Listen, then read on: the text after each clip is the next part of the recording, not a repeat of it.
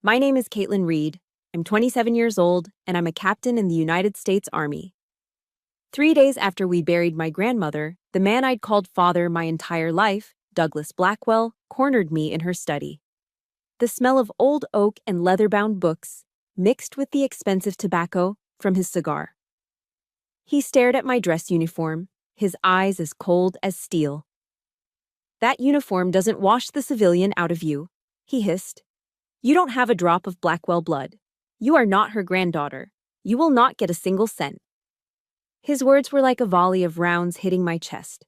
My entire life had been an attempt to earn his respect, and now, he wasn't just taking my future, he was erasing my past. But he didn't know that in his blind rage, he had just handed me the ultimate weapon. His own oath about bloodlines would become his tomb. Let me know where you're watching from in the comments. Hit that like and subscribe button if you believe honor isn't in blood, but in action. This story is for anyone who has ever been made to feel like an outsider by their own family. For 27 years, my grandmother Eleanor's study had been my sanctuary. It was the heart of the Blackwell estate in the old money suburbs of Philadelphia's Main Line, a room that smelled of history, of aged leather, polished mahogany, and the faint, sweet scent of the pipe tobacco she used to smoke. It was a place of quiet strength, of unconditional acceptance.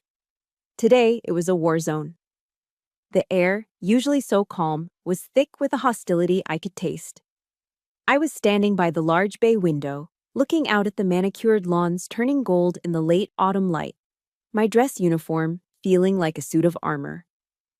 I had come in here to feel close to her one last time before I had to drive back to my base. The door opened without a knock. Douglas Blackwell entered, a heavy crystal tumbler of amber whiskey in his hand.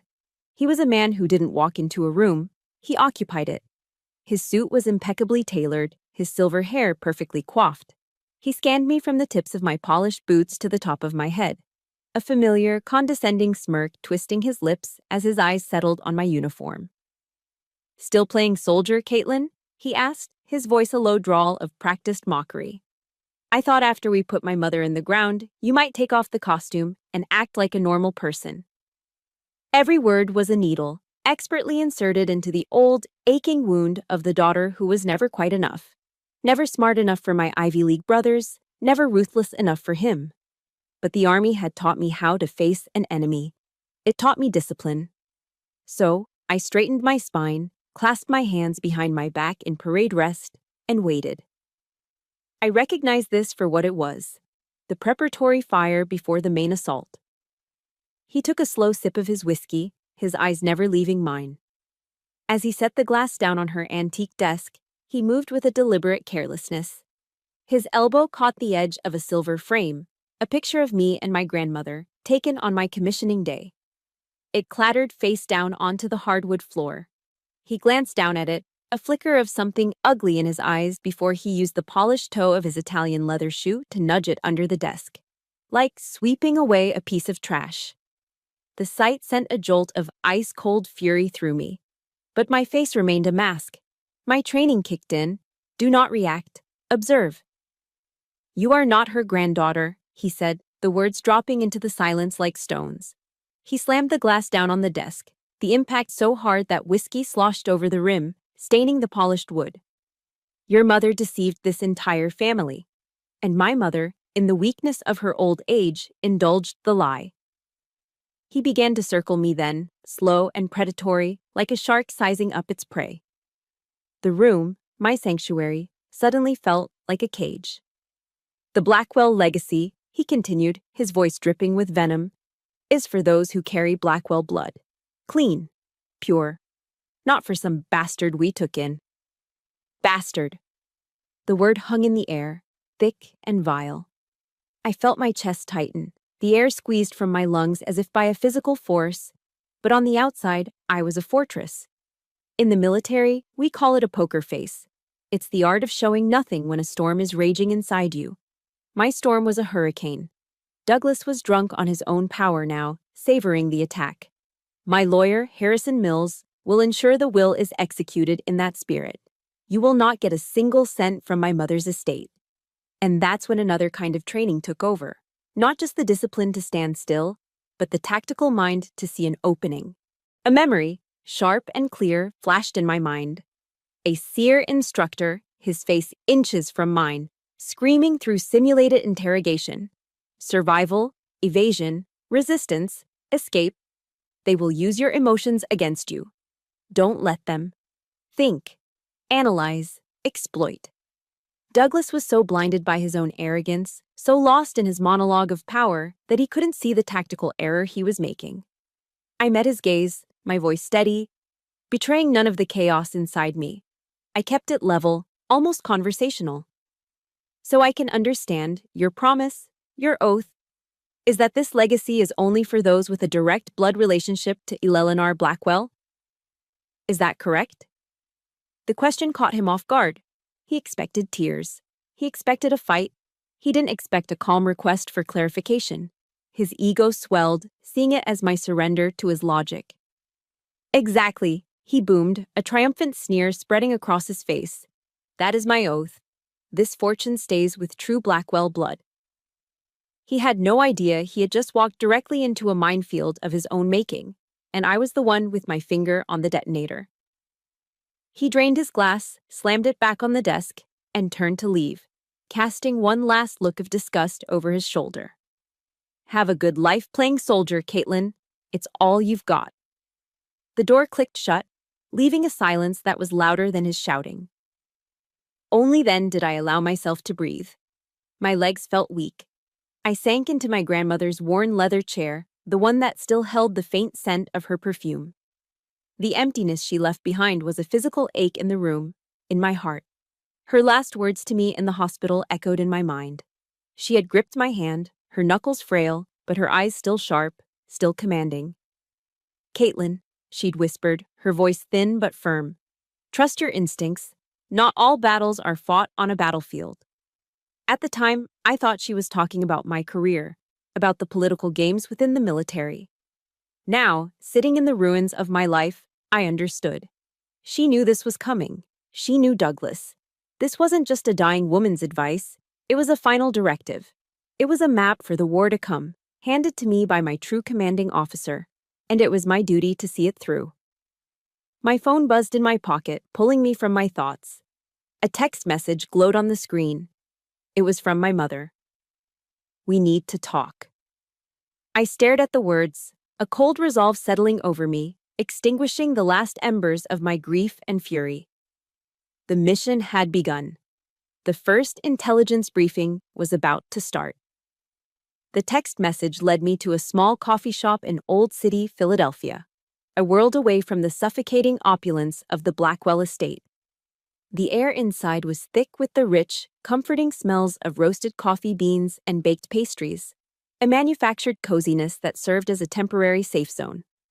My mother, Catherine, was already tucked into a corner booth. She looked like she'd aged 10 years since the funeral. The lines around her eyes were no longer faint traces of laughter, but deep canyons of worry and regret. She looked up as I approached, her eyes wide and haunted. She reached for my hand as I slid into the booth. Her fingers were ice cold. Caitlin, I am so sorry, she whispered, her voice cracking. I was so weak. It wasn't what I wanted to hear. Apologies were a currency I no longer dealt in. They couldn't undo 27 years of navigating a minefield I never knew existed. I wasn't here for comfort. I was here for intelligence.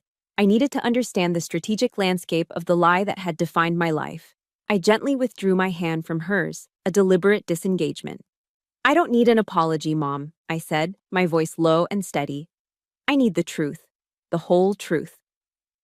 As she began to speak, her words painting a sad, familiar story of a tragic love affair with my Uncle James and the suffocating manipulation of Douglas, my mind drifted.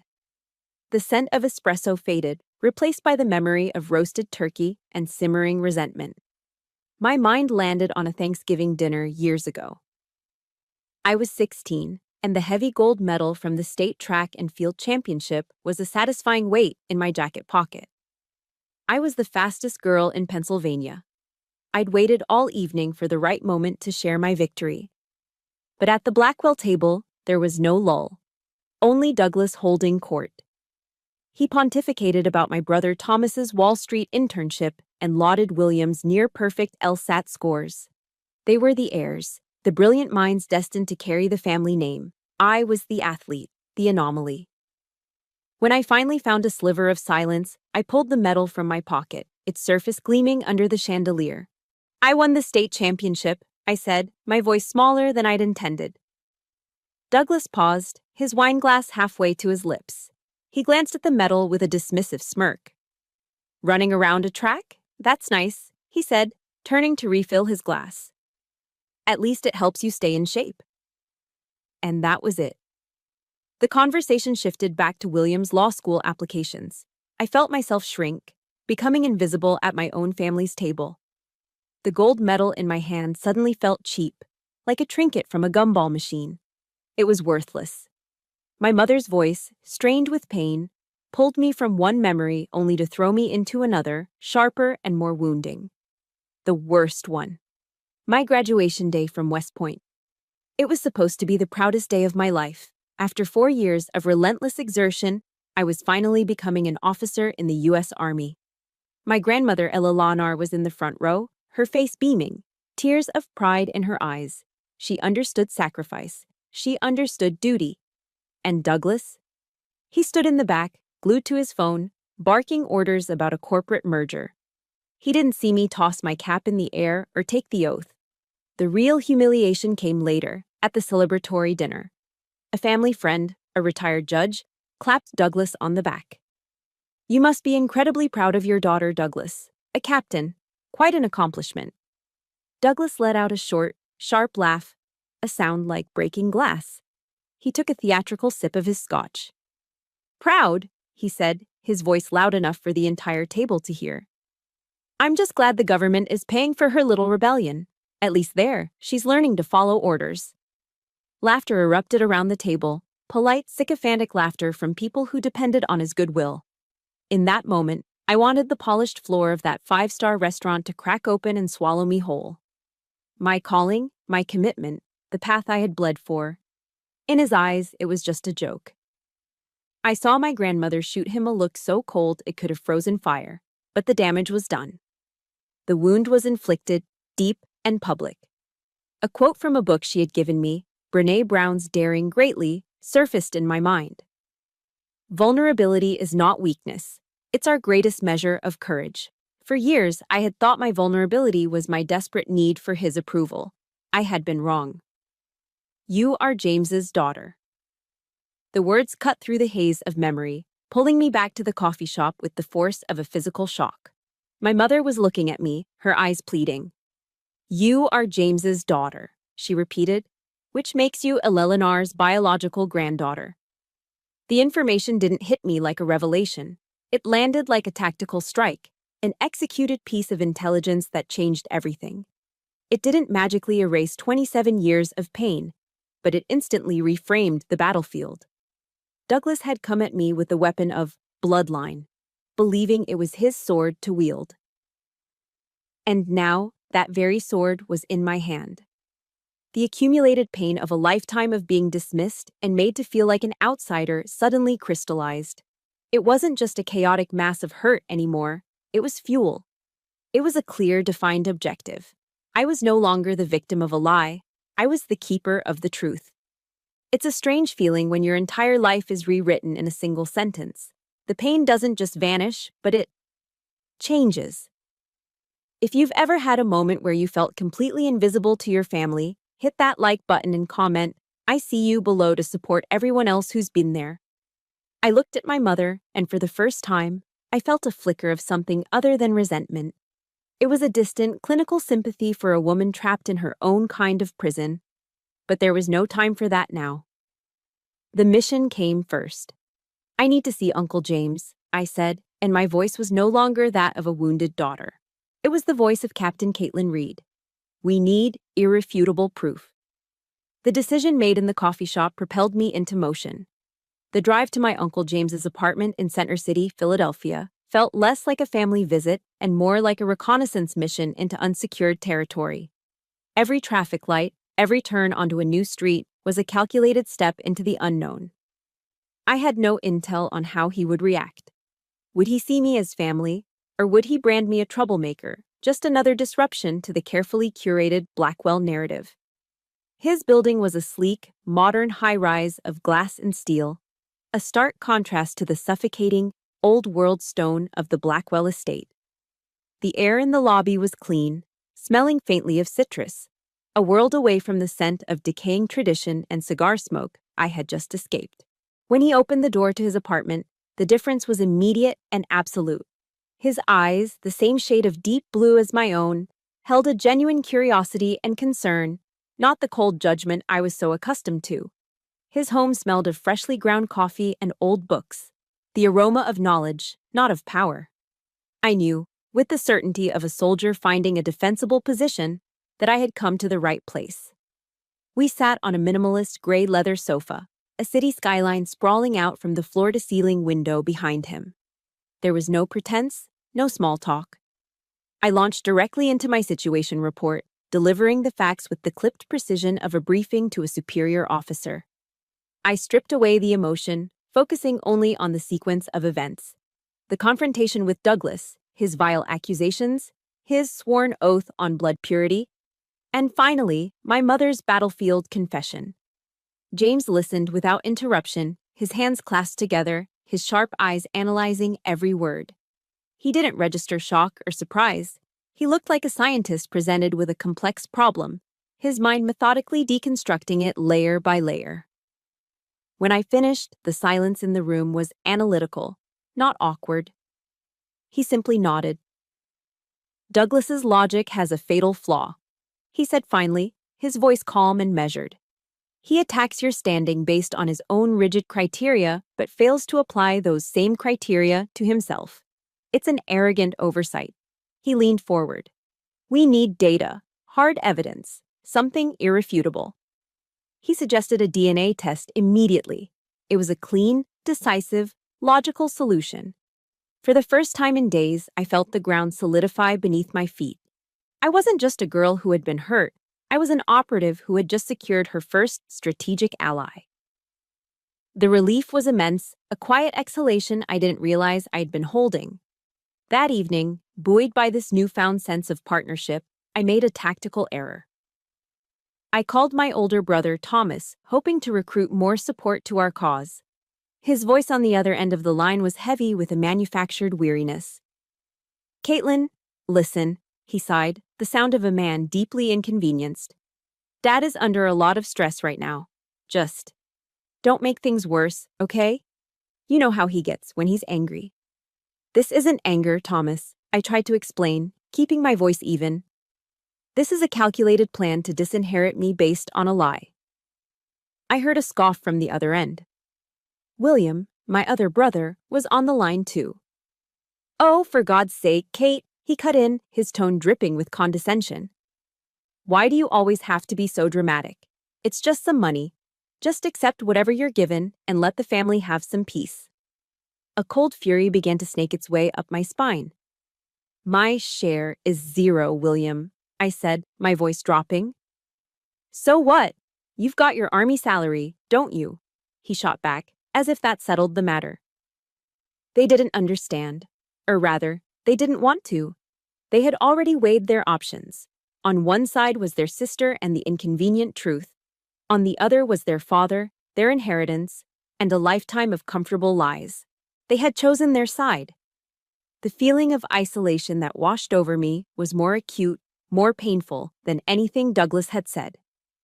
Douglas was the enemy I expected. This was a flank attack from my own lines. They were my brothers, and they had just abandoned me on the battlefield. I ended the call without another word, my heart a leaden weight in my chest. I stared out of James's window at the glittering expanse of the city lights below, a sprawling map of a foreign galaxy. I was truly alone in this fight. For a moment, doubt, the most insidious of enemies, began its infiltration. Was I the one destroying everything? Was I selfishly tearing apart the family for my own pride? Then, a quote we had studied at West Point from Martin Luther King Jr. echoed in my mind.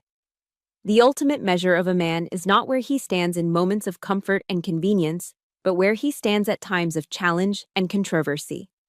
This was my time of challenge. Anyone can stand for the truth when it costs them nothing. But to stand for it when you are utterly alone, when even your own blood has turned against you, that is the definition of honor. The gnawing sense of loneliness didn't vanish, but it transformed. It hardened, crystallizing into a cold, steely resolve. Douglas, Thomas, William. They had all made their choice. They had chosen the path of convenience. Now I would walk my own path, the path of controversy, the path of truth. And I would not take a single step back. After we had sent our DNA samples to the lab, sealed and dispatched like critical intelligence, James put a hand on my shoulder. His touch was gentle, but firm. "You're not going back to that house alone, Caitlin," he stated, not as a suggestion, but as a quiet order. "It's no longer a safe zone." He insisted I stay in his spare room. That evening, as he showed me where to put my things, he gave me a small, wry smile. "Welcome to Forward Operating Base Blackwell," he said. For the first time in what felt like a lifetime, a genuine laugh escaped me. He got it. He understood my language, my world. He saw the soldier in me not as a rebellion, but as a part of who I was. His apartment became my sanctuary, a demilitarized zone from the psychological warfare of my former life. There were no judgmental stares over the rim of a crystal glass, no backhanded compliments disguised as jokes. There was only the quiet company of books, the smooth, thoughtful notes of a Miles Davis record playing softly in the background, and conversations that roamed freely from molecular biology to military history.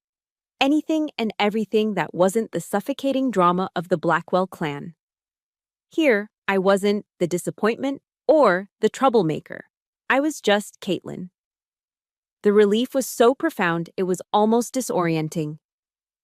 A few evenings later, a delicious scent began to fill the apartment. The savory, unmistakable aroma of sizzling steak and caramelized onions. I walked into the kitchen to find James at the stove, expertly flipping thinly sliced beef on a griddle. He was making Philly cheesesteaks. "Your grandmother used to make these for me every time I came home from college," he said, his eyes focused on his work. "She said it was the smell of home." We ate them in a comfortable silence, sitting at his small dining table, overlooking the city. It wasn't the heavy, oppressive silence of a Blackwell family dinner, where words were weapons and silence was a ceasefire. This was a peaceful quiet, a shared moment of simple contentment. After we finished, he disappeared into his study and returned with a dusty, leather-bound photo album. He handled it with a reverence that told me it was a sacred object. He carefully turned the brittle pages until he found what he was looking for. It was a faded photograph, slightly blurred, of a much younger James awkwardly holding a tiny, swaddled newborn. The baby had a tuft of dark hair and a ridiculously determined look on her face. "That's you and me," he said softly, a tender smile touching his lips. He tapped the picture. "This one had the loudest laugh in the hospital. The nurses all said so." He looked at me, his eyes holding a warmth I had starved for my entire life.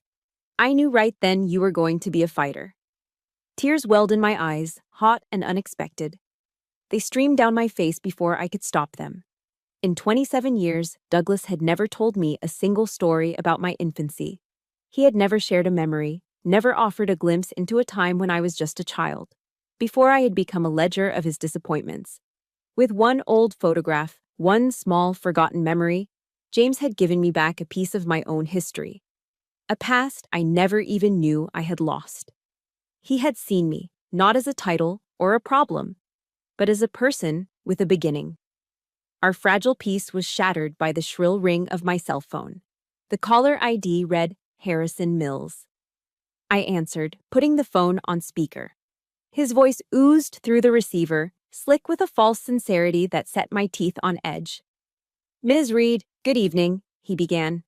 "I'm calling to inform you that, due to some unforeseen complications, the reading of Mrs. Blackwell's will has been postponed by 1 week." I gripped my phone, my knuckles turning white, a classic delaying tactic. Douglas and his legal pit bull were preparing a new line of attack. maneuvering their forces while they tried to keep us pinned down. The familiar, cold anger I felt in Douglas's presence began to rise in my chest. But this time, something was different. I wasn't alone. James calmly reached over and placed a reassuring hand on my shoulder. His gaze was steady, analytical. "It's all right," he said quietly, his voice a ballast in the sudden storm. "This gives us more time to prepare." He looked me straight in the eyes, a flicker of strategic light in them. "They're reacting to us, Caitlin. That means they're scared." He had taken a piece of bad news, a move designed to intimidate us, and instantly reframed it as a tactical advantage. He saw the chessboard, just as I did. That night, sleep wouldn't come. The condescending voices of my brothers, Harrison's slimy tone, the weight of the coming battle, it all swirled in my head in a relentless vortex.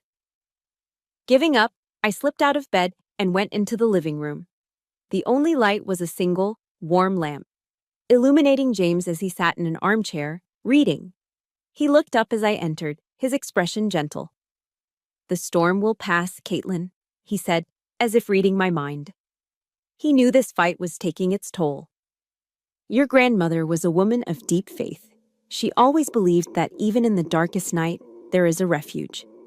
He gestured to a bookshelf beside him, to a well-worn, leather-bound Bible that I recognized as hers. "Psalm 46:1, he said, his voice soft but sure. "God is our refuge and strength, an ever-present help in trouble." I'm not a religious person. I find my faith in mission, in discipline, in the men and women I serve with. But hearing those ancient words, spoken by this kind, brilliant man, my father, they landed with a profound sense of peace. It wasn't about theology. It was about finding a safe harbor in the middle of a war. And I knew, with every fiber of my being, that whatever hell Douglas was about to unleash, I had finally found mine. James was right. They were scared. And their fear manifested as a strange, unnerving silence for the next 2 days. There were no more calls from Harrison Mills, no provocative texts from Douglas. In my line of work, we have a name for this: the enemy preparing the battlefield. It's the quiet before an artillery strike, a silence more menacing than any direct assault. We use the time to shore up our own defenses. We managed to get a hold of Bernard Walsh, my grandmother's personal lawyer, a man whose integrity was legendary. He was on a long overdue vacation in the Caribbean, but the moment he heard the urgency in my voice, his tone shifted from relaxed to razor sharp. "Be careful, Captain," he'd warned over the crackling long-distance line. "Your grandmother was an exceptionally shrewd woman. Her will is constructed like a fortress. Douglas won't be able to break it with brute force, so he'll resort to subterfuge." That subterfuge arrived not with a lawyer's letter, but with a Trojan horse wrapped in family sentiment. The call came from a number I hadn't seen in over a year. My Aunt Mildred, Douglas's younger sister. Her voice was a syrupy concoction of feigned concern and theatrical sobs. "Caitlin, darling, I heard there was some unpleasantness," she began, her voice catching dramatically. "What are you doing, sweetie? Your father is just beside himself with grief. He has dedicated his entire life to you, gave you a name, a home. How can you do this to him over a little bit of money?" Every word was a carefully aimed dart dipped in the poison of guilt. This was a classic psychological operation, a textbook psyop. Use a seemingly harmless, familiar face to deliver a message designed to erode morale. "Aunt Mildred, it's not what you think," I said, trying to maintain a neutral tone. "It doesn't matter what I think," she snapped, the phony sadness instantly replaced by a sharp, accusatory edge. "He is your father. You are tearing this family apart, do you hear me? Your own mother will never forgive you for this." I hung up, my hand trembling slightly. They were deploying family members as emotional weapons, using their love and history as shrapnel. James, who had overheard the conversation, simply shook his head. "Predictable," he murmured, "and desperate." The next wave of the assault came less than an hour later, a text message from Thomas. The weary, inconvenienced tone from our last call was gone, replaced by something colder, more menacing. "Dad says if you don't stop this, he's cutting off all financial support for Mom. Think about her, Caitlin." I read the text twice, the words blurring. My heart hammered against my ribs. It was one thing to be disowned, to be insulted, to be abandoned by my brothers. This was different. This was a hostage situation. Douglas was using my mother, the woman whose life he had already controlled for decades, as a human shield. The sheer cowardice of it made me physically ill. A wave of conflict, sharp and agonizing, tore through me. I was fighting for the truth, for my grandmother's real legacy. But what if the price of that truth was my mother's well-being? She wasn't strong like my grandmother. She was fragile, a casualty of a war she never signed up for. I must have looked as pale as I felt, because James put down his book and looked at me with deep concern. I showed him the phone. His expression hardened, his jaw tightening. "This is not strength, Caitlin," he said, his voice low and firm. "This is the act of a desperate man who knows he is losing control. He is using your love for your mother as a weapon against you. Do not let him." His words were a splash of cold water cutting through the fog of guilt and fear. He was right. This wasn't a show of power, it was a confession of weakness. But that night, as I lay in bed, the walls of the quiet apartment felt like they were closing in. Aunt Mildred's manufactured sobs, Thomas's cold-blooded threat, they echoed in my ears. "You are tearing this family apart. Think about her, Caitlin. Was I being selfish? Was my fight for justice just a selfish crusade that would leave a trail of destruction?" Unable to lie still, I got up and opened my laptop. I scrolled through old photos, a digital archive of a life that now felt like a lie. I stopped on one. It was from my West Point graduation. I was in my full dress uniform, and my grandmother Eleanor stood beside me, her small frame radiating an immense power. She was whispering something in my ear, a huge grin on her face, and I was laughing. I remembered her words perfectly. They came back to me with the clarity of a direct order. "Don't you ever," she had whispered, her voice fierce and full of love, "let anyone tell you that you are not worthy, not even if they bear the Blackwell name." It wasn't just advice, it was a directive, a mission assignment from my true commander. She had known this day might come. She had seen the battlefield long before I had. She had trusted me to fight. In that instant, the suffocating guilt evaporated, replaced by a cold, clarifying rage. Douglas had crossed a line from which there was no return. He hadn't just insulted me or tried to steal my inheritance. He had threatened my mother and, in doing so, had desecrated the very idea of family he claimed to protect. He had declared a total war. And I would make him regret it. The final straw wasn't a phone call. It wasn't a threat. It was an act. A calculated act of profound contempt designed to break me. The next morning, the doorman buzzed the apartment. "Captain Reed," he said, his voice hesitant, "there's a delivery for you downstairs on the sidewalk." A delivery? I wasn't expecting anything. James and I rode the elevator down, a knot of apprehension tightening in my stomach. The moment the elevator doors opened to the lobby, I saw them through the glass doors. Sitting unceremoniously on the public sidewalk were 3 shoddy cardboard boxes, sealed with hastily slapped packing tape. We stepped outside into the crisp morning air. On the side of each box, scrawled in a crude, angry script with a thick black marker, were 3 words. "Old stuff, C. Reed." My blood ran cold. James placed a steadying hand on my arm as I knelt and carefully sliced open the tape on the top box with my pocket knife. Inside, thrown together without care, were the few personal belongings I'd left at the estate. Some old paperbacks, a few changes of clothes, and there, lying face up on top of a folded sweater, was the silver-framed photograph of me and my grandmother. The one Douglas had knocked to the floor in her study. He had sent his staff to pack up my life, to sweep away any evidence that I had ever existed within those walls, and then had it all dumped on the street like garbage. This was more than an insult. It was a declaration. It was an erasure. You do not exist. You do not belong. The rage I had been methodically suppressing for days, the cold, tactical anger of a soldier, finally broke its chains.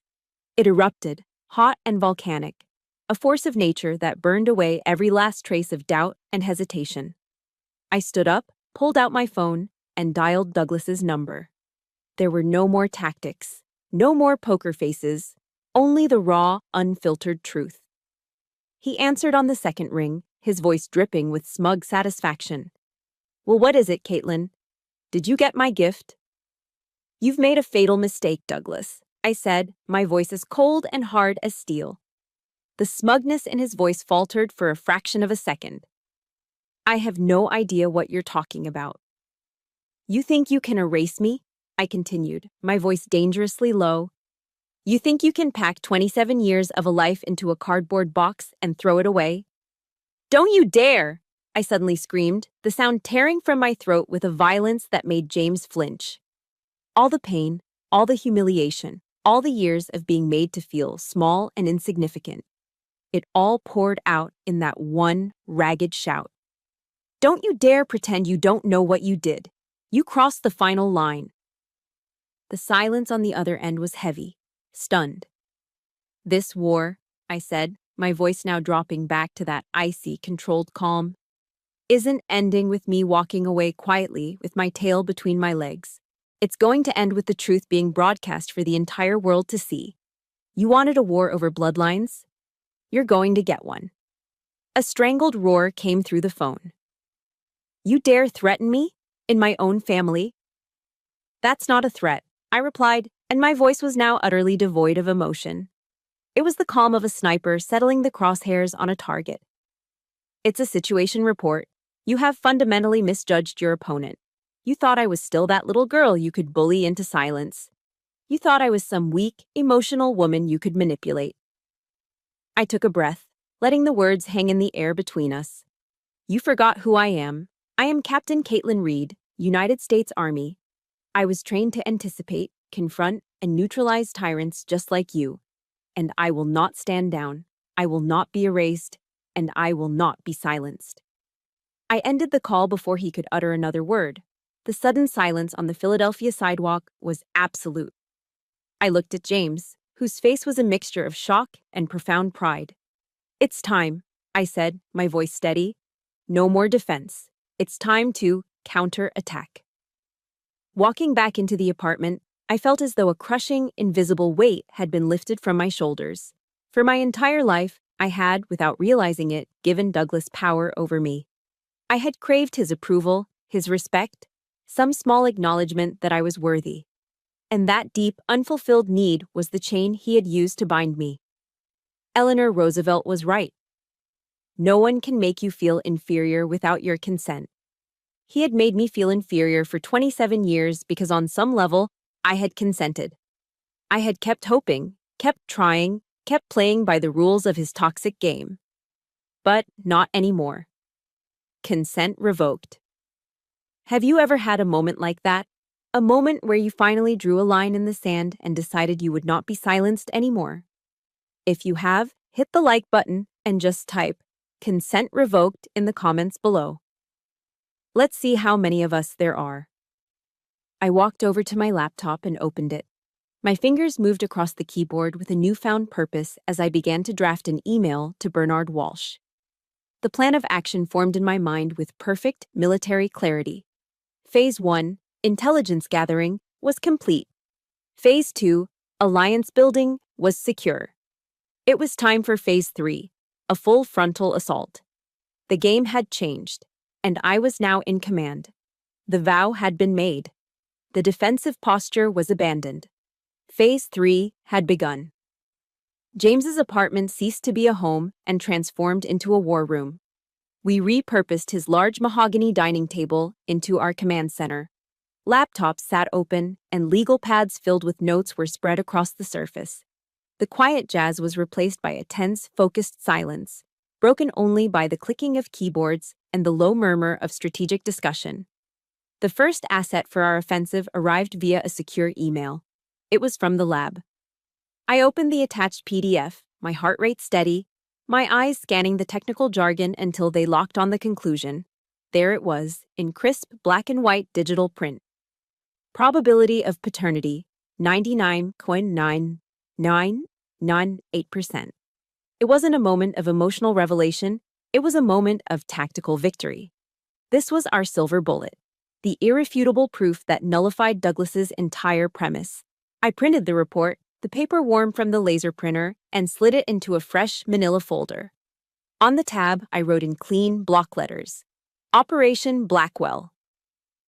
With the methodical mind of a scientist, James began constructing a timeline on a large whiteboard, mapping every key event, every known lie, every threat Douglas had made. It was a visual representation of our enemy's psychological profile. "We have to anticipate his next move," James said, tapping the name Harrison Mills on the board with a dry erase marker. "Mills will be his primary weapon for any legal attacks. He's slippery. We need to find a way to neutralize him before he can neutralize us." I nodded, a quote from Sun Tzu's The Art of War. A required text at West Point echoing in my mind. "Know thy enemy and know yourself. In 100 battles, you will never be in peril." We knew Douglas's weakness, his towering arrogance and his fanatical obsession with bloodline purity. Now, we had to fortify our own lines against his inevitable counterattack. That counterattack came sooner and from a more insidious direction than we expected. My phone rang, and it was my mother, her voice thin and laced with panic. "Caitlin, honey, it's Bernard Walsh," she said, her words tumbling out in a rush. "He's been hospitalized. They're saying it was a massive heart attack." The air left my lungs. Bernard, the one man who understood the fortress my grandmother had built into her will. The one lawyer Douglas couldn't buy or bully. "A heart attack?" James repeated softly from across the room, his eyes narrowed in deep suspicion. The day before the rescheduled reading of the will. What a convenient coincidence for Douglas. A cold dread crept over the room. We had no proof, nothing but the gut instinct of a soldier who has seen too many convenient coincidences on the battlefield. This wasn't random. This was a targeted strike. Douglas and Harrison were systematically removing our support systems, trying to isolate us, to force us into the fight without legal counsel, hoping we'd panic and make a mistake. The feeling of being cornered, of the walls closing in, returned with a vengeance. But this time, it didn't bring despair. It sharpened my resolve into a diamond-hard point. Just as James predicted, Harrison Mills made his move. He called to summon us to an emergency reconciliation meeting at his downtown law office. We walked into the lion's den, prepared for anything. The office was a sterile cathedral of glass, steel, and muted gray tones, designed to make you feel small and insignificant. Harrison didn't waste time on pleasantries. He sat behind a desk the size of a small car, a condescending smirk playing on his lips. "Ms. Reed," he began, his voice smooth and patronizing, "my client, Mr. Blackwell, is aware of your paternity test." He let the words hang in the air. To avoid any further damage to the family's reputation, he is prepared to make a generous offer, $250,000. In exchange, you will sign this non-disclosure agreement and relinquish any and all claims to the estate. He slid a thick document across the desk. It was the final, ultimate insult. A last-ditch attempt to buy my silence, to put a price tag on my identity. I looked him dead in the eye, my voice flat and devoid of emotion. "Do you remember what Douglas said, Mr. Mills?" His exact words were, "This estate will stay with the true Blackwell bloodline." According to this DNA test, I patted the folder in my lap. That makes me the only person in this room, besides my father James, with a direct biological claim. Your offer is an insult. The smirk vanished from Harrison's face, replaced by a strange, knowing little smile that chilled me more than his arrogance had. "You're tough, Captain. I'll give you that," he said softly. "But you don't understand the legal complexities at play here." His veiled threat lingered in the air long after we left his office. What complexities? What did he know that we didn't? The unease settled deep in my gut. That night, the answer arrived. James received a call from an old colleague, a quiet, unassuming man who worked as an archivist for the city of Philadelphia. "James, it's Mark," the man said, his voice low. "I was digitizing some old sealed probate records, and a name flagged an alert you set up years ago. I found something you might be interested in, a sealed adoption file from the early 1970s, under the name Blackwell. The next morning, a certified copy of the file was on our dining table. My hands were steady as I opened the folder. The documents were old, typewritten on what was now yellowed paper. And there, on the first page, was a name that caused the entire world to tilt on its axis. Douglas Blackwell, born Daniel Miller. Legally adopted by my grandparents at 6 months of age. His entire life. His crusade for purity, his obsession with bloodline, his contempt for me as an outsider. It was all built on a foundation of lies. He wasn't a Blackwell by blood. He was the very thing he despised. The conference room at Harrison Mills's law firm was as cold and opulent as a modern mausoleum. Sunlight struggled through the floor-to-ceiling windows, illuminating the sterile space but offering no warmth. The air was still and smelled faintly of expensive leather and industrial-strength cleaner, a scent designed to erase any trace of human emotion. It felt like a stage set for an execution. Douglas sat at the head of the long polished mahogany table, the very picture of a king presiding over a trial he had already won. His posture was relaxed, his expression one of bored confidence. He wore a navy blue suit so perfectly tailored it looked like a second skin, a symbol of the effortless power he wielded. My brothers, Thomas and William, sat on either side of him like well-dressed sentinels, their eyes fixed on the glossy surface of the table, pointedly avoiding my gaze. They had chosen their king, and now they were here to witness his final victory. James and I entered not as the accused, but as executioners of a different sort. We were there to execute the truth. I walked to my designated seat across from them and placed my leather briefcase on the table. It landed with a solid, definitive thud that echoed in the silent room, a deliberate sound that broke the sterile peace. Every head snapped in my direction. I could feel the accelerated rhythm of my own heart, a steady, powerful drumbeat against my ribs, the body's natural response to impending combat. But on the outside, I was perfectly still. My seer training had taught me this. When the storm hits, become the eye. Let the chaos swirl around you. Remain silent, focused, ready. Harrison Mills, looking smug in his $1,000 suit, cleared his throat to begin the proceedings. He made a show of shuffling some papers, a needless bit of theater. We are here to execute the last will and testament of Eleanor Blackwell. He began, his voice oozing a false, syrupy solemnity. However, he said, pausing for dramatic effect, letting the weight of his next words fill the room. Before we proceed, an issue has been raised that requires clarification regarding the eligibility of the listed heirs. His gaze slid to me, cold and reptilian. I felt it like a physical touch. Specifically, he continued, the bloodline of one Captain Caitlin Reed. On cue, as if they had rehearsed it a dozen times, Douglas sat forward. I have evidence right here, he announced, his voice booming with the unshakable authority of a man who had never been told no. He pushed a folder across the table. It slid silently across the polished wood, coming to a stop directly in the center. A certified DNA analysis proving conclusively that Caitlin Reed does not carry my blood. He leaned back in his chair, folding his arms across his chest, the picture of triumph. The checkmate move. He scanned the room, a triumphant smirk playing on his lips, certain he had just delivered the killing blow. A heavy silence fell, thick with anticipation, everyone waiting for my collapse, my tears, my surrender. I did not collapse. Instead, I calmly reached for my own briefcase, unlatched it, and retrieved a matching manila folder.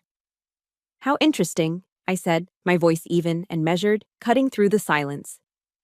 Because I have a DNA analysis here as well. I slid my own folder across the table, where it came to rest beside his. I had made copies for everyone. The rustle of paper was the only sound in the world as my brothers and Harrison reluctantly opened their files. I watched their eyes scan the page, saw the first flicker of confusion. This report, I continued, my eyes locked on Douglas, refusing to let him look away, confirms with 99.98% certainty that James Blackwell is my biological father, which of course makes me the direct, biological granddaughter of Eleanor Blackwell. A low murmur rippled through the room. Thomas and William stared at the paper, then shot confused, panicked looks from me to James, then back to their father, as if searching for an explanation. Their carefully constructed world was beginning to fracture at the edges. Harrison Mills, ever the snake, tried to regain control, his face flushing. This is an interesting development, but it changes nothing, he sputtered, his professional composure cracking just enough to show the panic underneath. It does not change the fact that you are not the daughter of Douglas Blackwell. You are correct, Harrison, James said, standing up. His voice, usually so calm and academic, now resonated with a newfound power that commanded the attention of everyone in the room. It does not change that fact, but it illuminates a far more important one. With a slow, deliberate movement, James placed a third folder on the table. This one was thicker, its contents bound by a simple clip. It landed softly, but it felt like a bomb had been armed.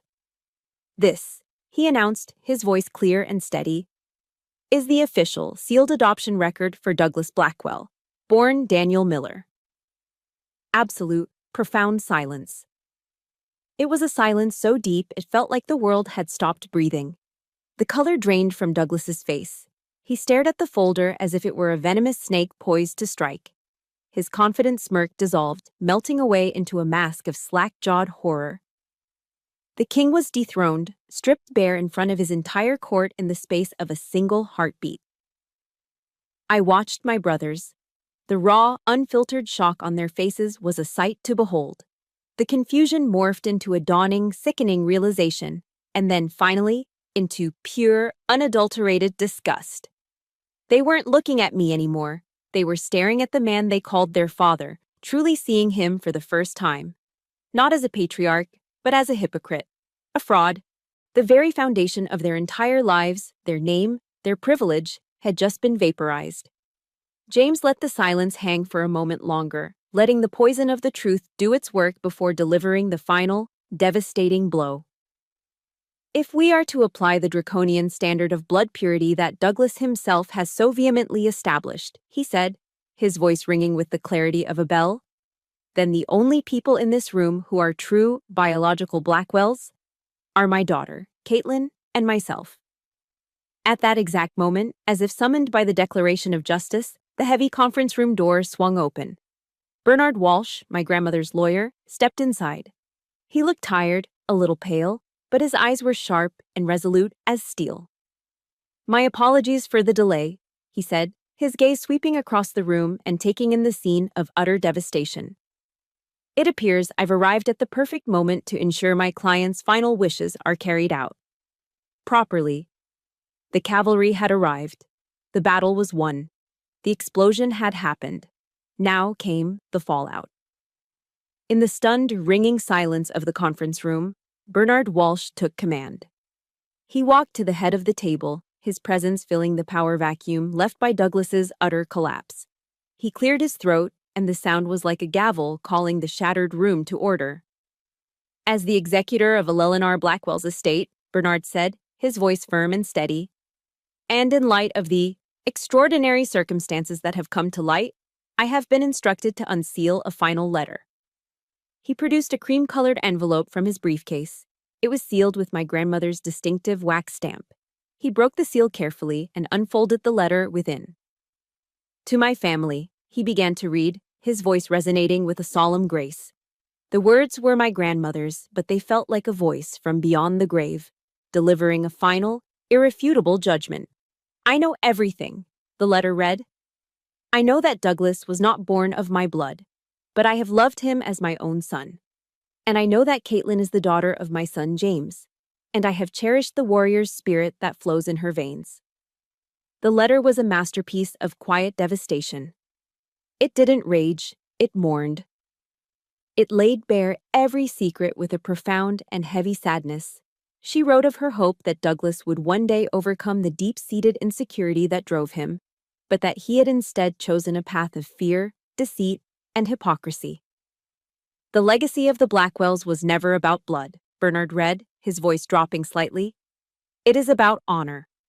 And in his quest to hoard a legacy he felt he did not deserve, Douglas, my son, you have stripped yourself of the only inheritance that truly mattered. It was the final, killing blow.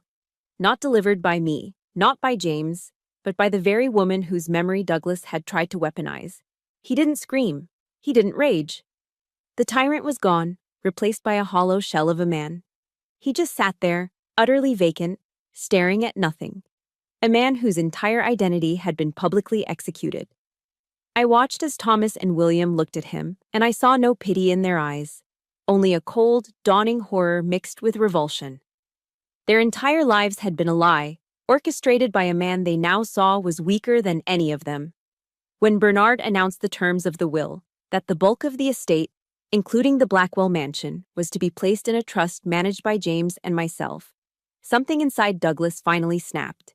He lurched to his feet, his chair scraping violently against the floor.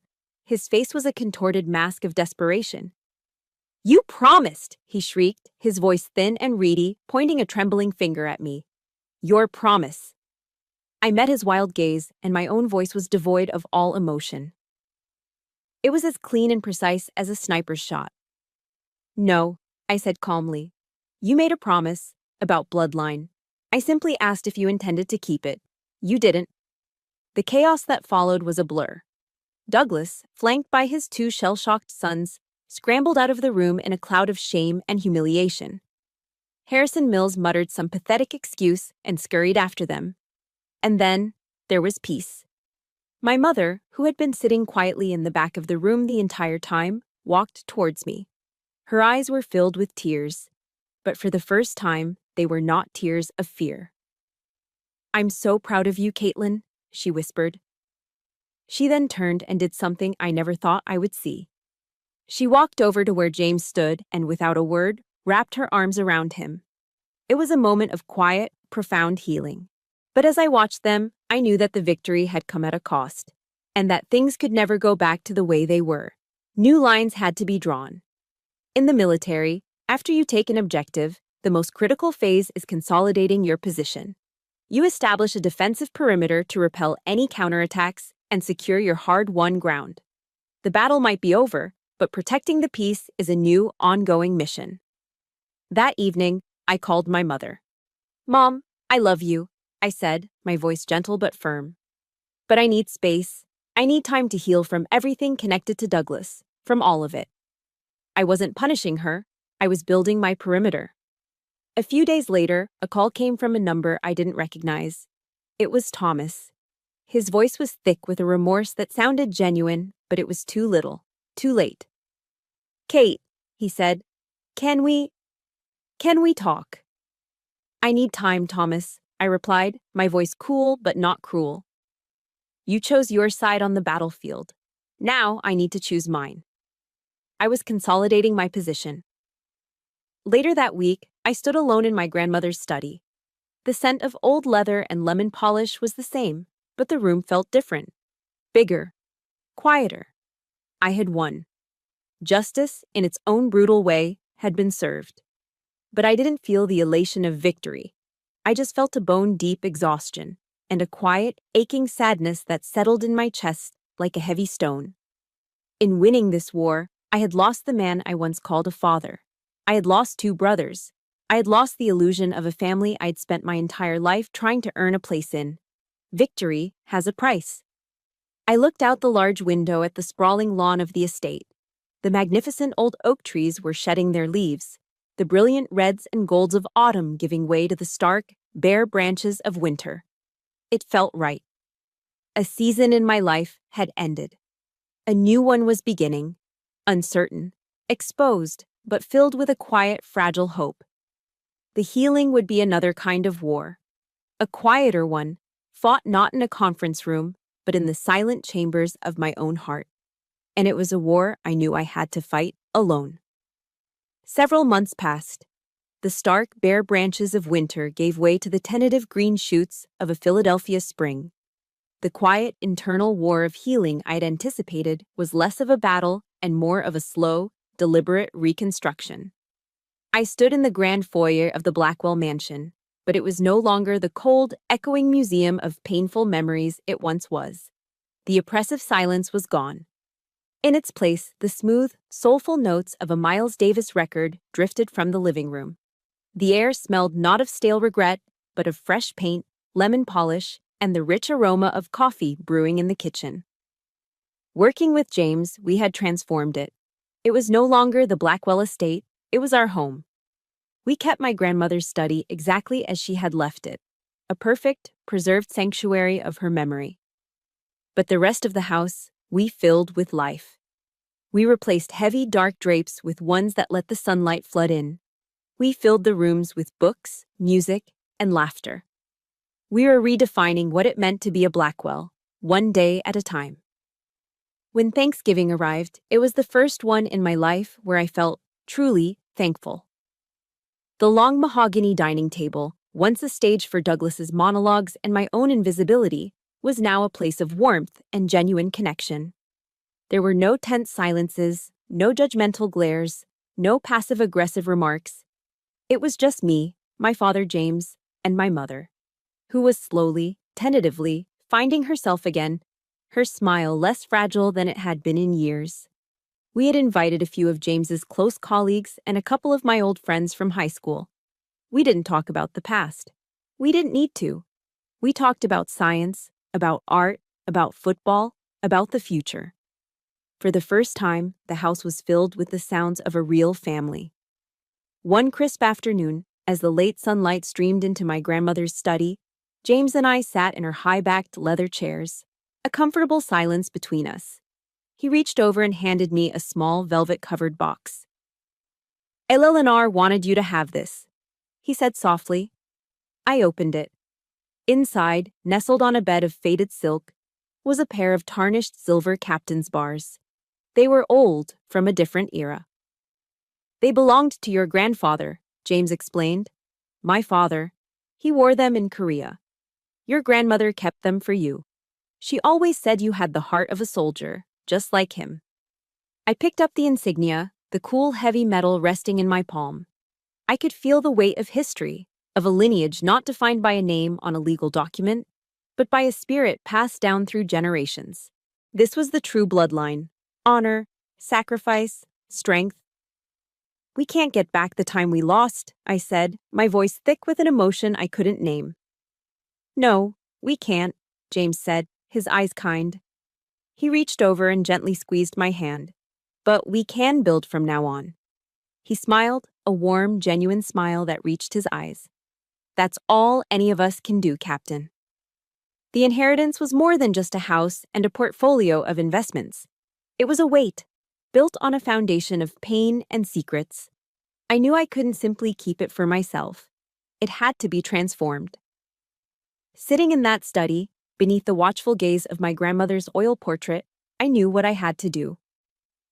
I worked with Bernard Walsh, no longer just a lawyer, but a trusted family advisor.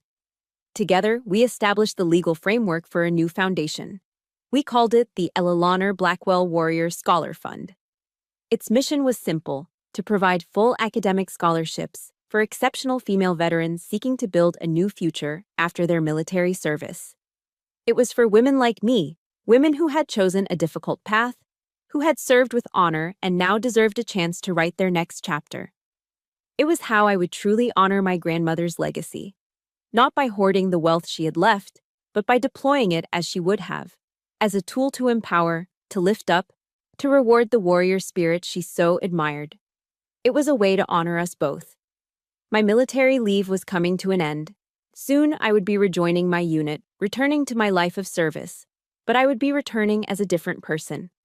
I was no longer a soldier fighting to prove her worth to a father who would never see it. I was no longer the outsider, peering through the glass at a family I desperately wanted to belong to. I was a soldier who knew exactly who she was, where she came from, and what she was fighting for. The greatest legacy Eleanor Blackwell had left me wasn't in a bank vault. It was inside of me. It was the truth. It was honor. It was the strength to take the deepest scars of my life and transform them into guiding stars for others to follow. On my last day at the house, I stood in my dress uniform before my grandmother's portrait. I looked into her painted eyes, so full of intelligence and fierce love, and I felt a profound sense of peace. I raised my hand to my brow in a crisp, formal salute. A soldier, reporting to her general. Mission accomplished. With honors. Thank you for joining me on this journey. This fight taught me that legacy isn't something you're given, it's something you build. And family isn't always the one you're born into, but the one you forge in loyalty and truth. This story is dedicated to everyone who has had to stand alone to find their own strength and define their own honor. If you believe in the power of resilience, please support the channel by hitting the like button and subscribing. And I'd be honored if you would share one word in the comments that describes your own source of strength. Thank you for listening.